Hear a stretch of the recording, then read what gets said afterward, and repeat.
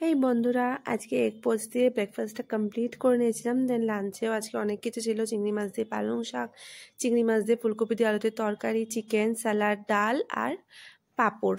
পাঁপড়টা না খুব ভালো লাগে, বেশ ক্রাঞ্চি ক্রাঞ্চি।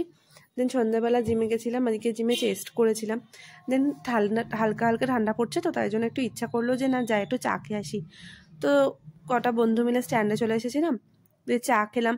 তো যেহেতু জিম থেকে বেরিয়েছি, খিদে পেয়ে গেছিলো, তো সবাই মিলে দুটো দুটো করে পাকোড়া নিয়ে নিয়েছিলাম। এই পাকোড়ার যে ওই চুরমুড়ি ব্যাপারগুলো থাকে না, ওগুলো আমার খুব ভালো লাগে, তো আমি এক্সট্রা চেয়েছিলাম, তো আমাকে দিয়েছে। তো আরেকটা ফিশ ফ্রাই নিয়ে নিয়েছিলাম, দু তিনজন মিলে শেয়ার করে খেয়ে নিয়েছিলাম। দেন আবার স্ট্যান্ডে চলে গেছিলাম, একটু হাঁটলাম, একটু বসলাম, গল্প করলাম। দেন বাড়ি চলে এসেছিলাম। আর বাড়ি আসার আগে না এই রেড ভেলভেট কেকটা প্যাক করে নিয়ে এসেছিলাম, যে রাতে যদি খিদে পেয়ে যায় তো খেয়ে নেবো। ঠিক তাই জানো, রাত্রিরে খিদে পেয়ে গেছিলো এসে একটু একটু। তো সুন্দর রেড ভেলভেট কেকটা আমি এনজয় করি। আর তোমরা আমাকে লাইক, শেয়ার অ্যান্ড সাবস্ক্রাইব করে দিও।